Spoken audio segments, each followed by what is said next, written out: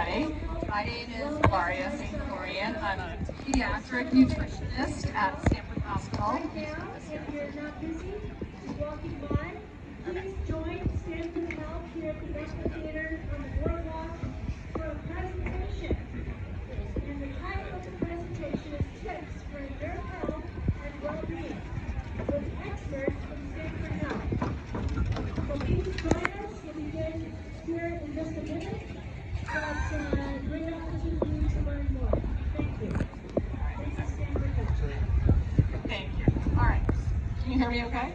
All right. Yeah, no, we're So I'm going to do a presentation today on portion control, because that's a big thing, portion sizes for children, and talking about how do we know what a portion is. That's a question I get a lot from parents and from children. So I'm going to have to back up a little bit so I stay in range here. But let's start out with something simple. We're going to start out with cereal, and I'm going to do a little experiment, and Jake is going to be my helper. Jake, this is what I want you to do.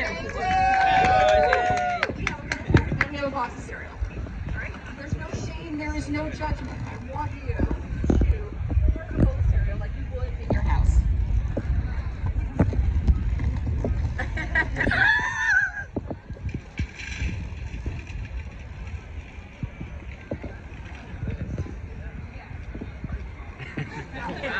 No judgment. That's quite happy.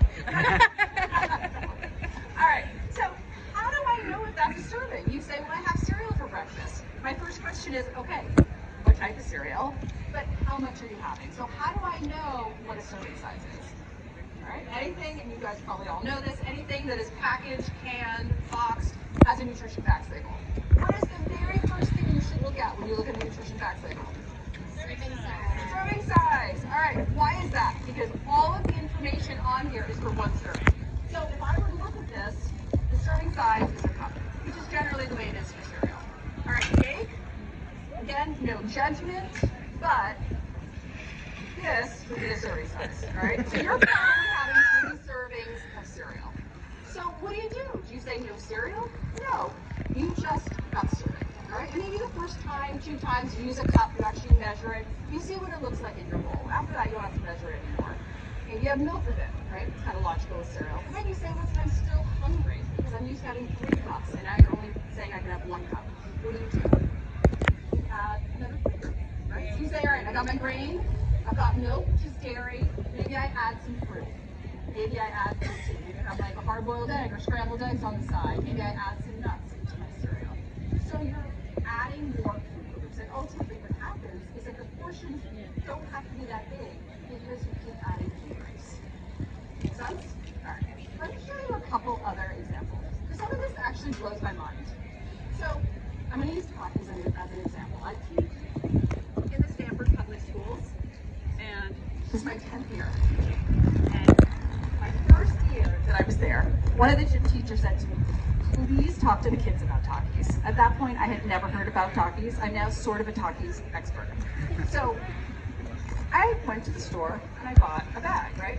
Now, I don't know about you guys. I'm a nutritionist. I kind of thought that was a single serve bag, right? I'm assuming if somebody buys this, they're probably going to eat the whole thing. Maybe. How many servings? Just guess. How many servings do you think are in here? 3. Let me see fingers. 3 servings? 4 servings. Right, so that's basically saying I'm going to try this. I'm going to share it with 3 of my friends. Do you think most people do that? No. Okay. Now, here's the trick, and this is where, and I have to say, before I became a nutritionist, I actually was in advertising, and it's kind of ironic, I actually worked for M&M bars making commercials. KSP. So I know companies, right, they're trying to sell, I get it. But the trick here is that if I look at this bag and I just turn it around, the first thing I look at are calories, which is what most people look at initially. It says 150. And I may say, well, listen, the average snack is like 200 calories, 150, great. But that's for 1 serving, right? So easy math. If I do the whole bag, 4 servings times 150, this is 600 calories, which is like a dinner. So it really, really adds up. All right, let me just show you a couple others. How many servings do you think are in here? 2. 2.5.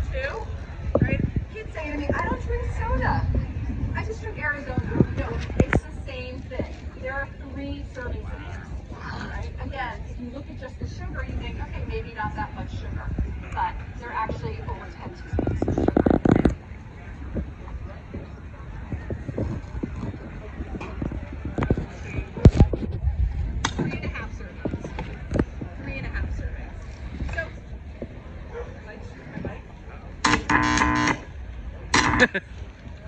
It's fixing it. Can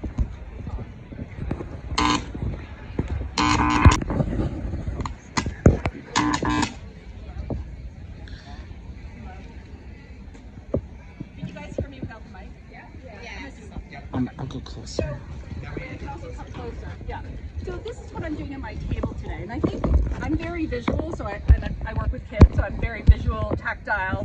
So we're giving out these plates. So if you want any, come by. You can have one.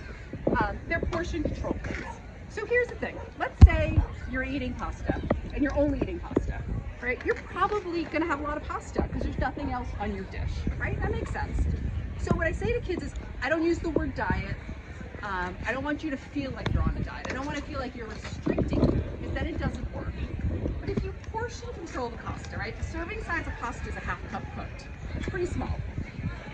But if you portion it, okay, the trick here is that you're kind of forced to add other food groups, because obviously that's not going to be enough if you're used to eating this.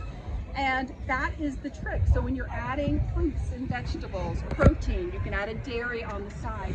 That's going to fill you up. So what I talk to kids about is count your food groups, right? You've got your grain, maybe you have a vegetable. You say, I'm still hungry. Okay, well, you've got a grain and vegetable, add another food group, right? Add a fruit. Add another food group if you're still hungry.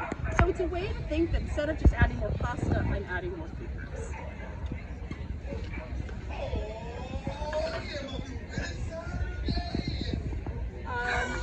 Nutrition facts labels. This may seem like the most boring thing in the world to look at, but it can be extremely empowering if you know where to look. So I'm going to teach you something maybe you already know, super simple. All right, now you know when you look at a nutrition facts label, you look at the serving size. Has anyone ever looked at those percentages? Okay. All right, anyone? Okay. So 5-20 rule. If the percentage is close to 5 or less, it's low. If it's close to 20 or more, it's high. That's all you need to know. You scan the label, and I'm looking at this particular label and it says sodium, salt, 37%. I don't need to know anything else, but know, hey, that's kind of way over 20%, so that's high in salt. I go down to added sugar, it's 0%. I know that's good, right? Something like fiber, I want it to be high. So of course, some nutrients you want more, some you want less. But if I'm looking at saturated fat, salt, and added sugars, I want it to be as close to 5 or less as possible. Any questions? All right, so that is a very quick just talk on, looking at labels, portion control, and using fun plates that have, the different measures. Kids love that. If you have kids and are struggling with getting them to eat healthy, anything that makes eating a little bit more fun works. So, any questions? Yes. Yeah, so fiber is actually one of the most important nutrients that everybody, adults and children, are deficient in, for the most part. So fiber comes from fruits and vegetables, whole grains, so things like brown rice, whole wheat bread, quinoa, nuts, seeds, did I say fruits and vegetables? Yeah, that's where fiber comes from. So if you have a kid, for example, who's not eating any fruits and vegetables, and I can tell you I see a lot of those kids, they're generally the kids that are going to be very low in fiber. And those are kids that maybe, because they don't have fiber, they may have some constipation issues as well. Yeah. How effective is it to lowering your appetite by drinking a lot of water? Yeah, so if you're doing it in terms of diet, to drink less water, I mean, it'll help because it just fills up your stomach. I think you're more likely to have a sustainable benefit to reduce your appetite by increasing fiber. Fiber is like a sponge, right? So if you think of a sponge, when you put it in water, it expands. So if you think of that in your stomach, it helps keep you full. So do both. So do both, but yeah. And when you add fiber, you do need to add water. Yes. Because fiber draws in water, so you will get you get kind of crampy if you don't add water when you're increasing fiber.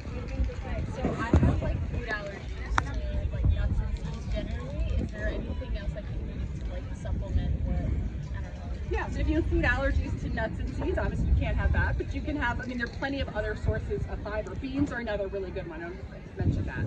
So beans, fruits, vegetables, whole grains, so you don't have to have nuts or seeds to get enough fiber.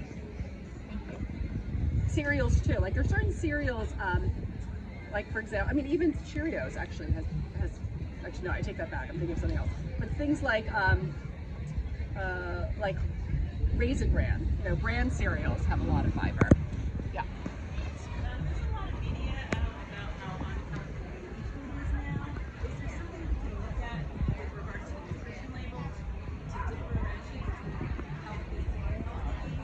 Yeah, so when it comes to that, I would look at the ingredients, right? You don't want to have anything added, anything artificial. If you really want to play it safe, you can do your own. I remember when my kids were little, I mean, my kids are now all in college, but I would just freeze, get little kids. So I'd make like extra vegetables and freeze them just to make it easier. But I would look at the ingredients. Like if there's anything that you wouldn't eat yourself, anything you don't recognize. All right, thank you. Thanks, Ilaria.